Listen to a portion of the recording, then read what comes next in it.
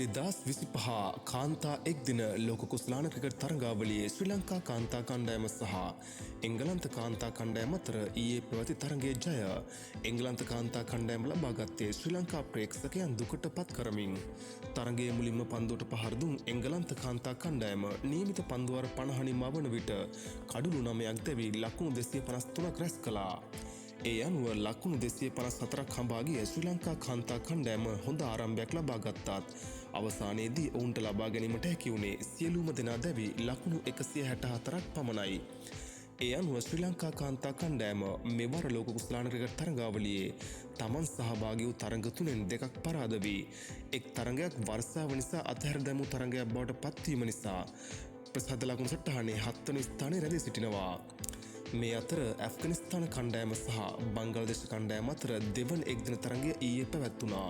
ඒ Abu Dhabi shake side ජාත්‍යන්තර ක්‍රීඩාංගණයේදී මේ තරඟයේ මුලින්ම පන්දුවට පහර දුන් ඇෆ්ගනිස්තාන කණ්ඩායම පන්දුව 45යි පන්දු 5ක් නිමා වන විට සියලුම දෙනා දැවි ලබා ගත්තේ ලකුණු 190ක් පමණයි. මෙහිදී ඇෆ්ගන් කණ්ඩායම් වෙනුවෙන් අගනායනි මධ්‍යස්ථ කළ ඉබ්‍රාහිම් සද්රාන් පන්දු 141දී ලකුණු 95ක් රැස් කළා.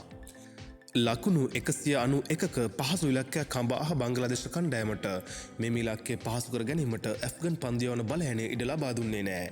ඒ අනුව ඇෆ්ගන් පන්දියවීමේ බලයනේ ඉදිරියේ අන්ත අසරණ වූ බංගල පිතිකරුවන් සියලුම දෙනා දැවි ලබා ගත්තේ ලකුණු 109ක් පමණයි. මෙහිදී පන්දු යැවීමේදී ඇෆ්ගන් කණ්ඩායම වෙනුවෙන් බංගලි කණ්ඩායම සුමු විසුණු කළ රෂීඩ් ඛාන් පන්දු 8යි පන්දු 3ක් යොමු කරමින් ලකුණු 17කට කඩලු 5ක් බිඳ හෙළීමට සමත් වුණා. ඒ අනුව පළමු එක්දින තරඟයේ ජයග්‍රහණය කළ ඇෆ්ගන් කණ්ඩායම දෙවන එක්දින තරඟයේද ජයග්‍රහණය කරමින් තරඟාවලියේ ජයග්‍රහණය වාර්තා කිරීමට සමත් වුණේ බංගලි ක්‍රිකට් ඉතිහාසයේ කළු පැල්ලමක් එකතු කරමින්.